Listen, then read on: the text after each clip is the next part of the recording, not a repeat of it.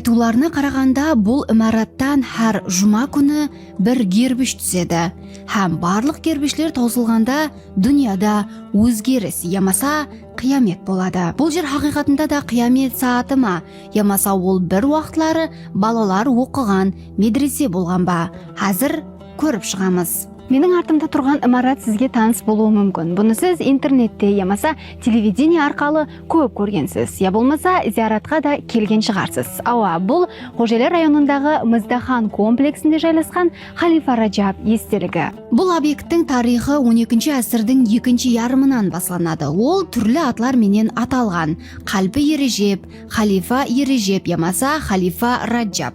Ілімбазлар оның ішкі бөлімлеріне қарап, оны бір уақытлары қызлар һәм балалар бірге оқыған мешіт медресе болған дейді. Бұнан сқары ол ханақақ вазипасын да атқарған, яғни дәруішлер, ғариплер һәм кедейлер қалып түнеп кететұғын мейманхана болған. Бірақ 14-ші ғасырда ішкі қойымшылық пайда болғаннан соң имарат мавзолей статусына өткен. Имарат алдындағы гербішлердегі сол сырлы үш әріп, олар 9-ші ғасырге туры келеді. Бұл жазу имараттың құрылыс жылын білдіруі, ямаса апуайы зияратшының жазып қалдырған естелігі болуы да мүмкін. Енді ең сырлы әпсанаға тоқталамыз. Бұл естеліктен һәр жұма күні бір гербіш түседі һәм ақырғы гербіш түскенде қиямет болады деген сөзлер бар.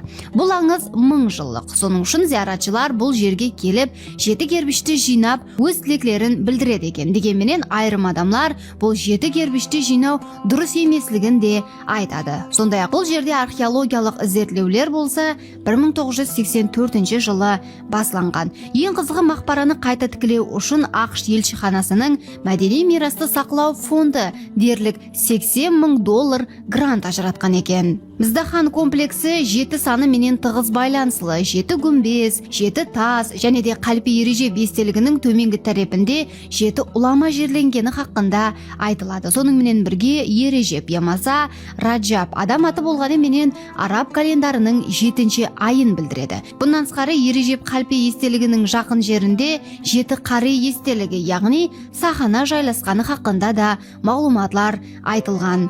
Сіз бұл естелік хақында және қандай мағлұматларды есіткенсіз? Қиямет саатына сенесіз бе? Пікірлеріңізді комментарийде жазып қалдырың.